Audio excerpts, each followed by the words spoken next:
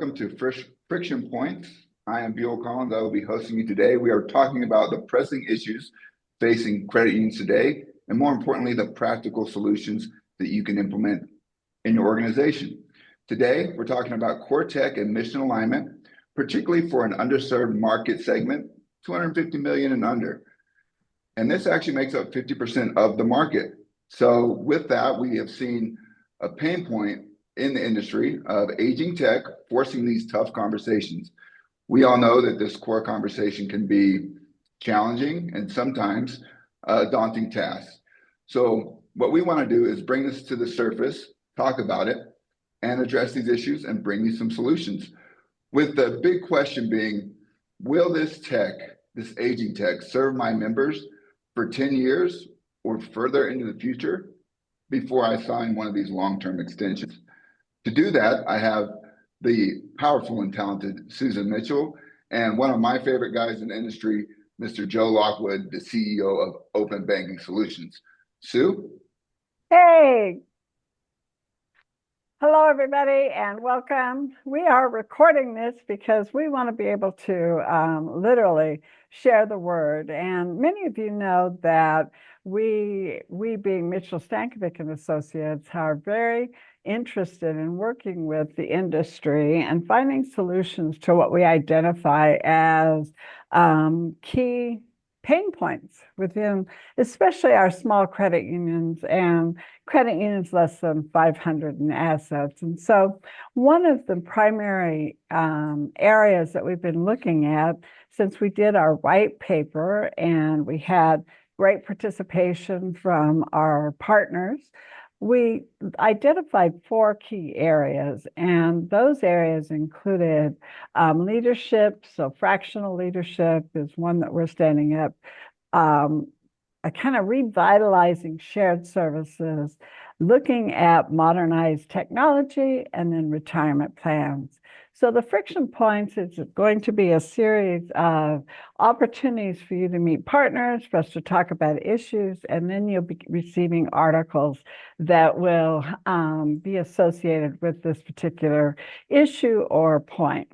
So let's talk about legacy. And we have a wonderful cooperative industry that over the last 50 years has stood up technology to be able to share that technology amongst credit unions of all sizes.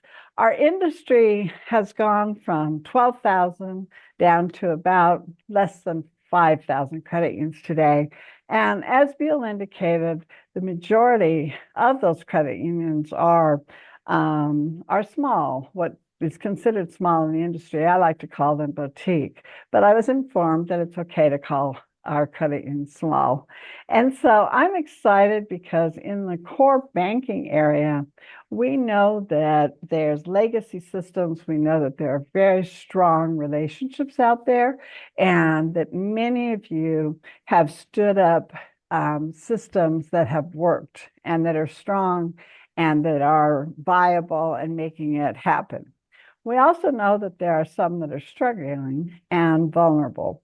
And so from that standpoint, our research over the last 18 months has identified open banking solutions as an opportunity for us to share their philosophy, their vision, and what we consider to be a great solution for our small to medium-sized credit unions and above, but we're going to focus today on the small credit unions. And so I am so excited to introduce Joe Lockwood. Joe is the CEO of Open Banking Solutions. Welcome, Joe. Thank you all. Wonderful to be here. Thank you, Susan. I love our partnership and I love being part of the credit union community. Excellent, excellent. Great way to kick it off. So we've only got 30 minutes. And so what we're going to do is we're going to talk about kind of the why and then your approach to working within the industry. And so I was looking at this whole idea that how I found you, which is very typical of our industry, was through Raj at Connecta. And they're a very large credit union, but he's participating with you in the foundation that's part of your big picture of what Open Banking Solutions is all part of. But Raj says, you got to check out Open Banking Solutions. You got to meet Joe. And that's where we connected. And so I was excited about that. So let's build on that. Why don't you tell us a little bit about your journey, and Open Banking Solutions? Sure. So I have been in core banking my whole life. And I have actually, I'm going to make a claim here, a bold claim, that I've been a credit union my whole life. And because worked for a company for 34 years, and what was very unique about it, it's a core banking company up in the northeast part of the country, but we were owned by our clients. And so we serve both banks and credit unions. But every month, I got a report card from our clients. Our clients were our board members.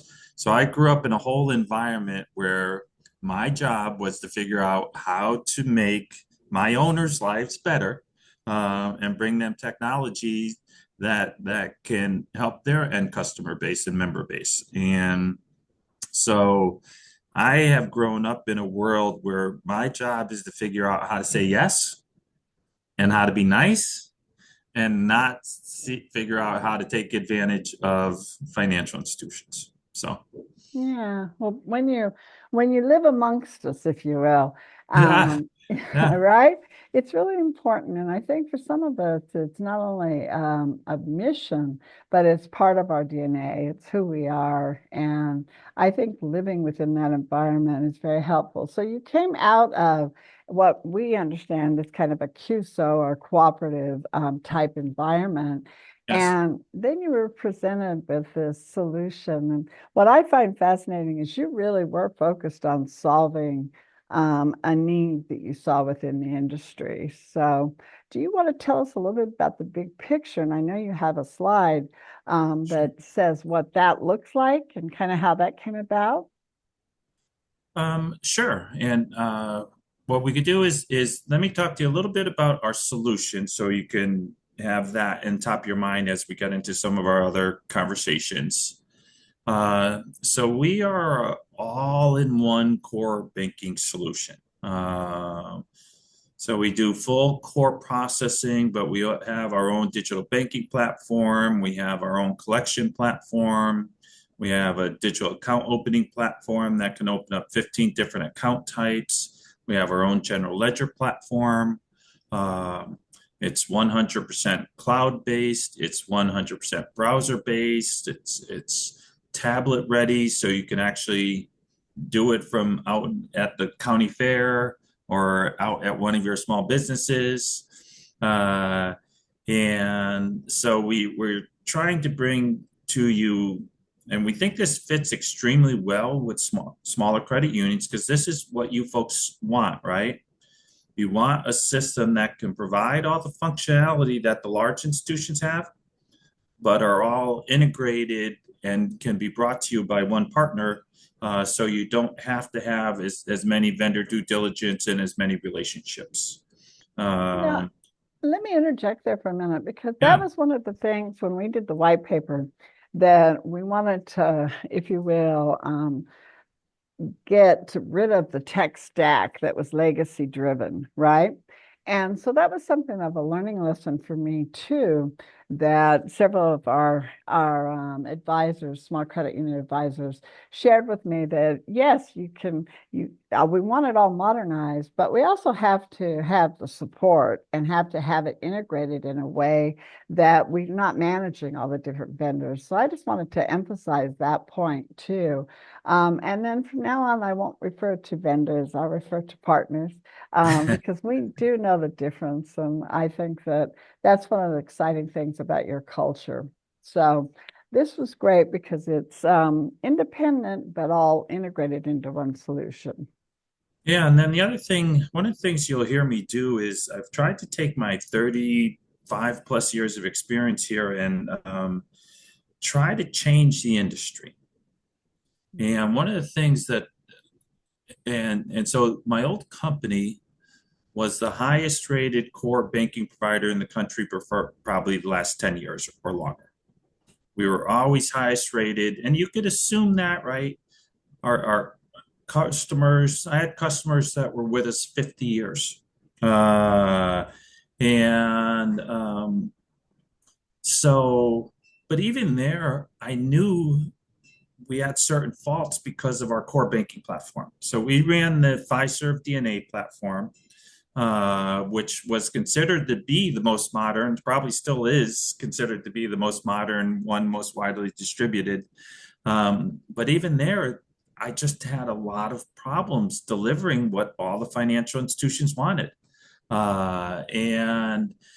So one of the things when I had a new opportunity to redo it, I'm like, okay, I want to make this better. I want to make it more self-service. I want to make it so that the core banking provider isn't the holdup for every request that the financial institution has. And so along those lines is right out of the gate, we have this great API ecosystem where we expose all 15,000 fields in the core through APIs.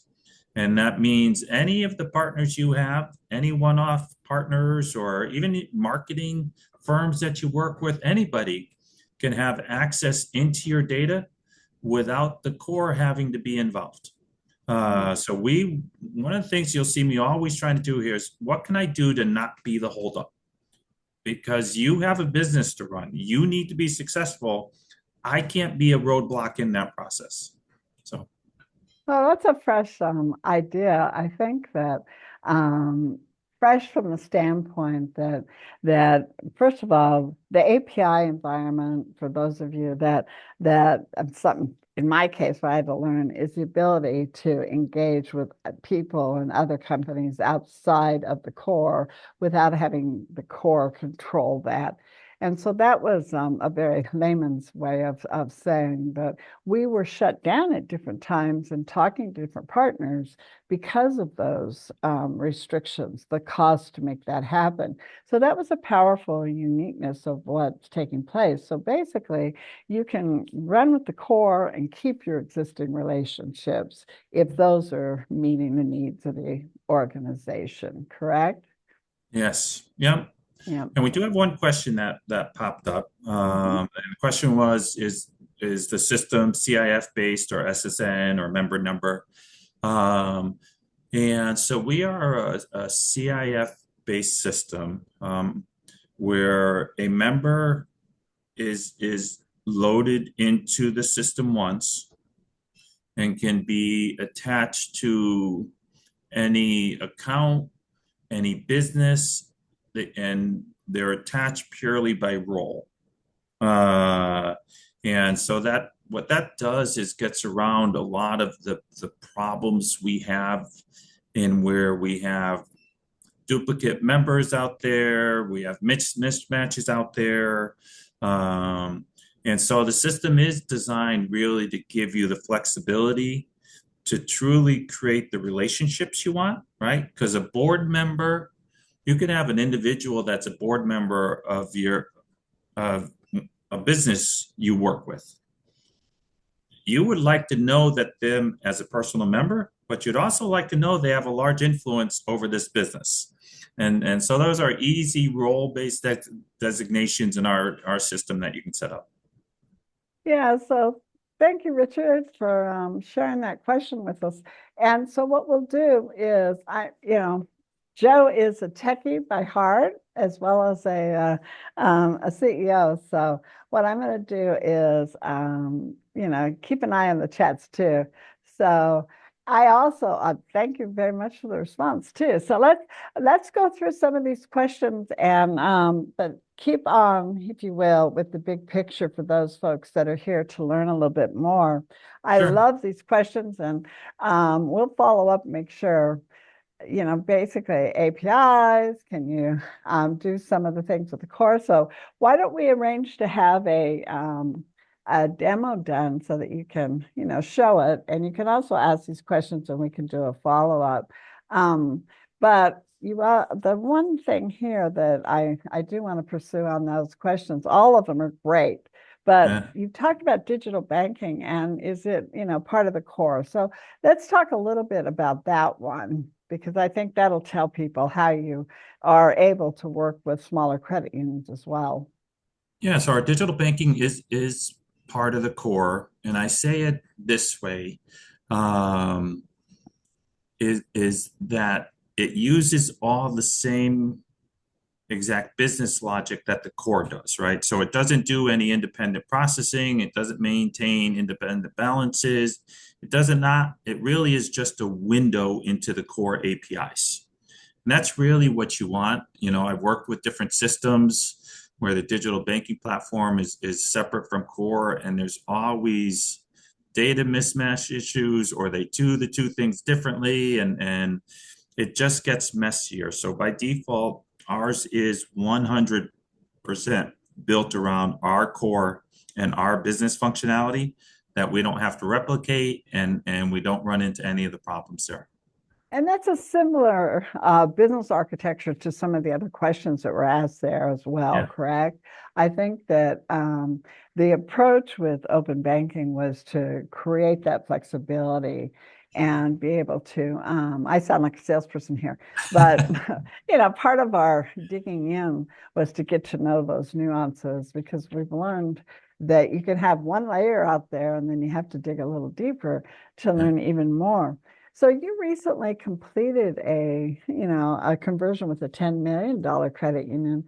And I know that it has a lot of nuances there, but I wanted us to share with the audience that you're even familiar with our best of the best, and that's the little ones that are serving members in a very unique way. So tell us about that.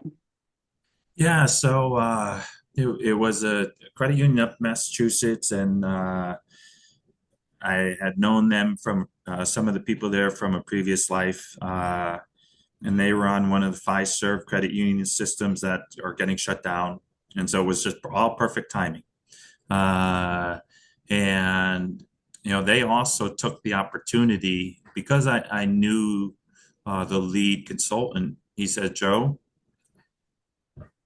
we don't want to do things the way we always have. If your system does it a different way, a better way, we want to do it that way." So they really used that as an opportunity to also shift their processes around and get away from some of the old habits in how the 50-year-old systems work.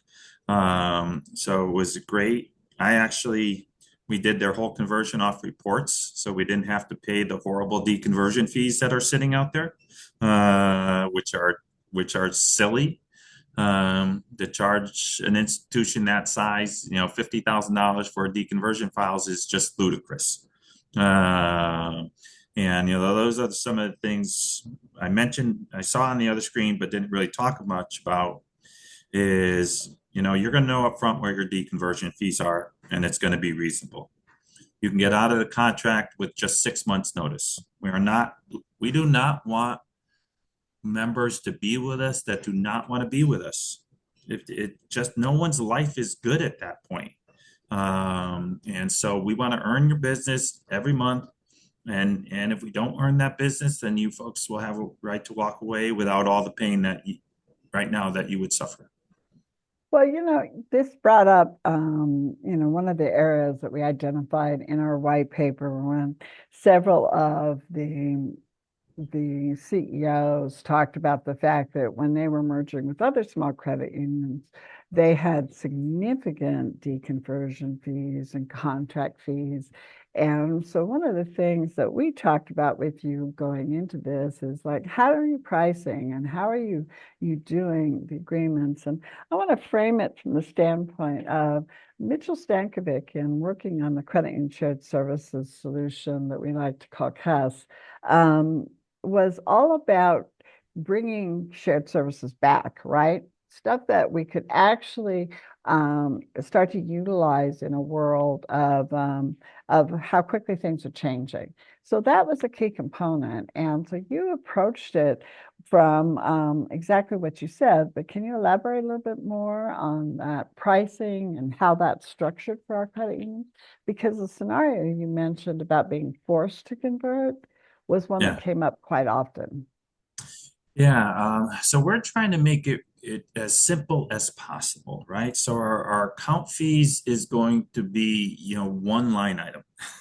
And our check processing fee is going to be one line item. We're still going to have line items because to me, that's the fair way to do it because not everybody is going to want to use all the services. And so I still like to have one line item per service, but it's going to be one line item. I remember my old company, our bill would go 5 pages and I would see a charge for 50 cents. It's like, why on earth are we charging 50 cents for something during a month? I mean, it's silly. And so we're really going to try to simplify all that for you and still make it fair to you that you pay only for the services that you use, and the ones you do use, there'll be simple line items for you so you don't have to figure out complex billing stuff. So what you just identified there is also something for me to come back to, and that's that as a user, as a member, right? And I get those 50-cent fees. I sit there and I go, geez, because in a lot of cases it's passing on that expense, correct? So how is the employee interface? And that to me, that matters even as much as the member experience. They've got to go hand in hand, right? Yeah. And so one of the things that we've tried to do is also, streamline our whole user interface.